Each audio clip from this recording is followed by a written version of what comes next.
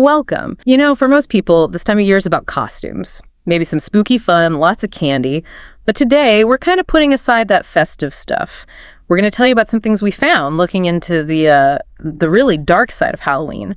We've got documented cases where the whole atmosphere, the chaos, people in masks, all the fake danger it provided cover for some very real, very terrible things. That's right. We're not just listing crimes here. We want to look at why these things happen, specifically on Halloween night. It seems like the holiday itself, it creates this huge blind spot, doesn't it? People just don't perceive threats the same way. They think it's all part of the show. Okay, let's unpack this. So first up, we have these incidents where the look of the holiday, the decorations and costumes led to these awful misunderstandings. Reality mistaken for, a prop. Yeah, the case from Frederica, Delaware in 2005 is probably the most stark example of this. Yeah. Amidst all the usual Halloween decorations everywhere, a 42-year-old woman took her own life. She hanged herself about 15 feet up in a tree right on a busy street. And the details here are they're deeply disturbing. Our sources show her body hung there for hours, just completely overlooked. Neighbors, cars driving by, even groups of trick-or-treaters just walked past. They assumed it was a really convincing Halloween decoration.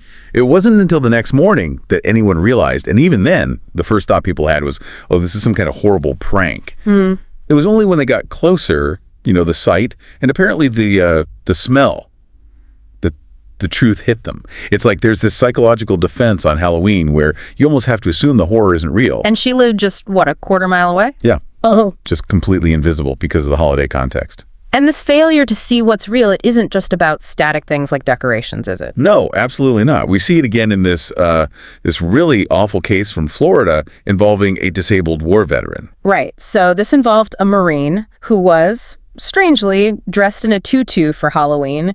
He was outside a restaurant, saw a disabled veteran who was half paralyzed sitting nearby in his wheelchair. And the Marine, he instantly jumped to a conclusion. He assumed the veteran's condition, the wheelchair, everything was some kind of sick joke, like a costume mocking veterans. And this assumption, this immediate rage, fueled by thinking it was a gag, it led him to attack the veteran brutally. Yeah. Beat him unconscious. Okay, I have to pause here. I mean, shouldn't basic sense kick in? A Marine especially, you'd think. Assess before attacking someone.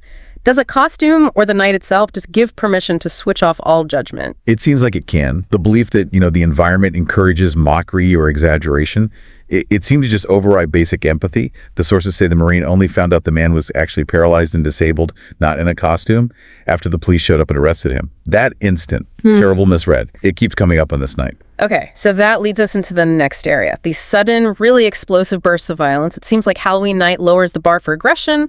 What might normally be a minor issue becomes, deadly. The line between a prank and an attack just vanishes.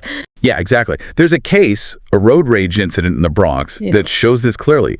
Carl Jackson and his girlfriend were driving, and their car got hit with eggs.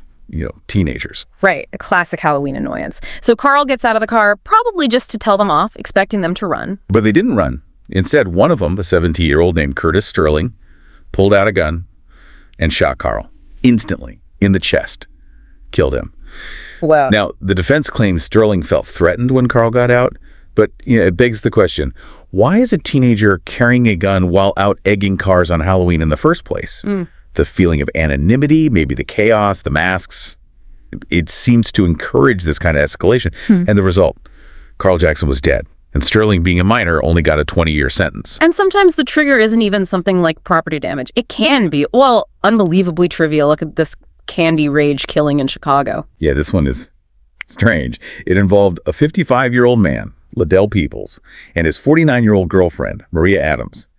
According to the reports, the whole thing started because Adams allegedly took a bag of Peoples' Halloween candy. A bag of candy? Seriously, that's supposedly sent him into a rage. Yeah. He stabbed her repeatedly, killed her. Unbelievable. And the court documents show he actually tried to use the stolen candy as a defense, or at least an explanation for the stabbing.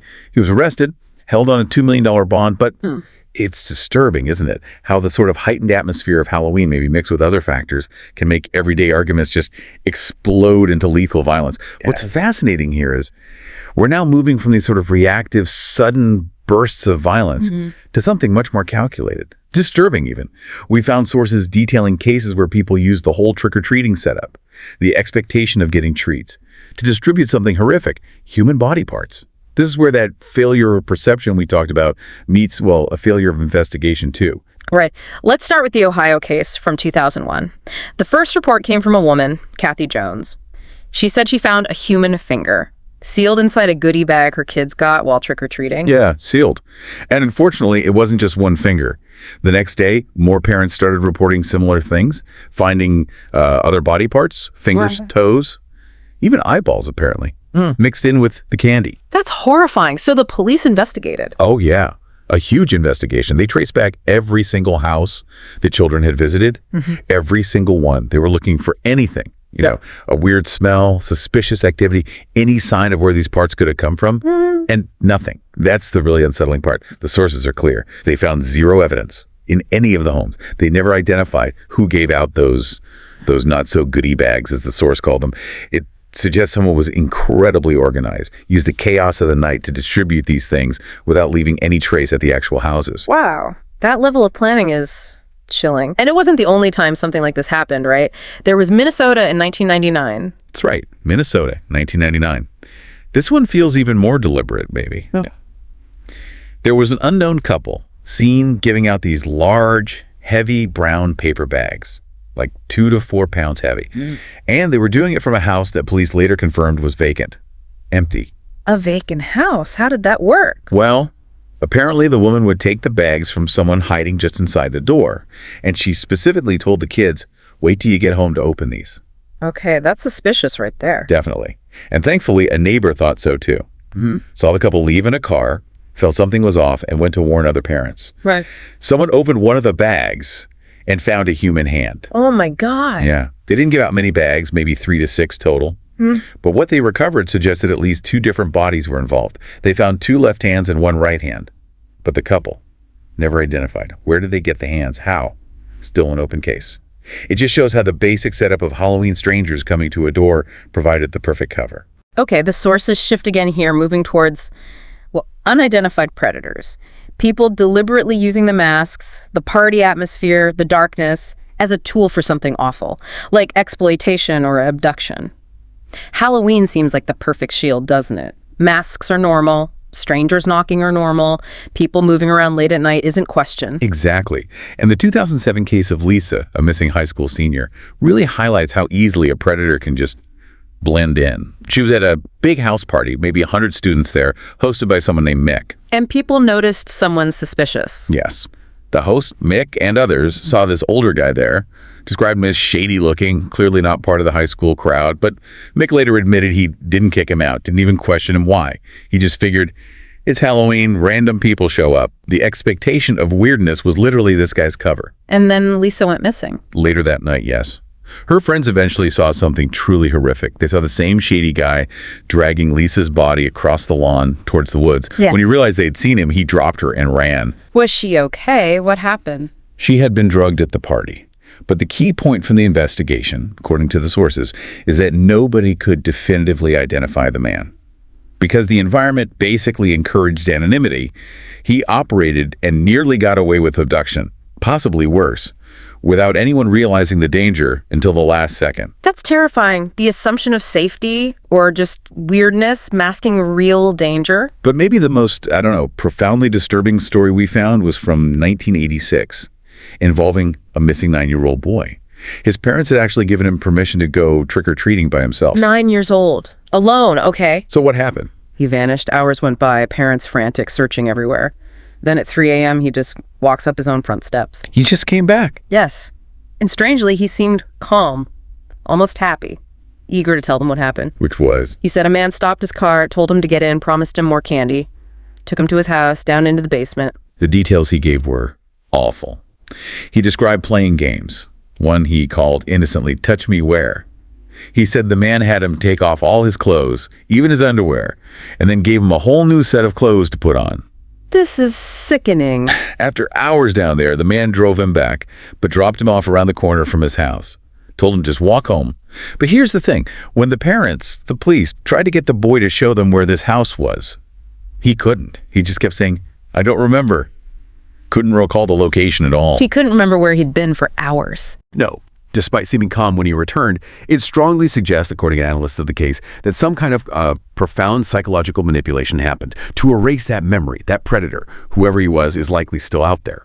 So if we try to connect these threads, what these sources really show is how the specific conditions of Halloween, the anonymity, the chaos, this collective agreement to see horror as fake, creates this perfect storm.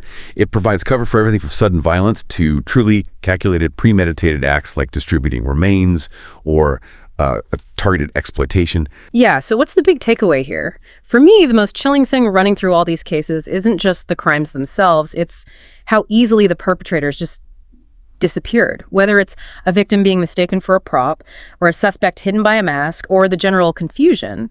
That element of the unknown, the unidentified, that's what lingers.